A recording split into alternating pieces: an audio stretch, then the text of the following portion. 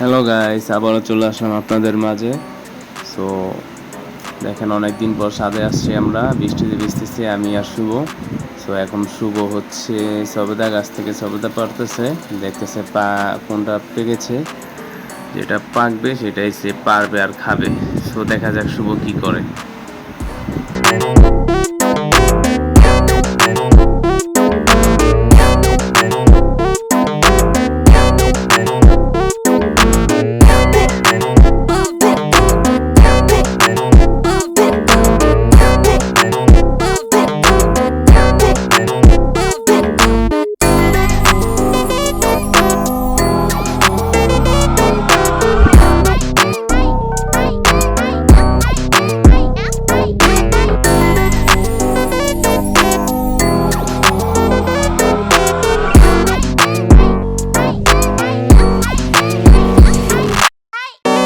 গাছ থেকে নিজের হাতে ফল পেড়ে খাওয়ার মজাটাই আলাদা।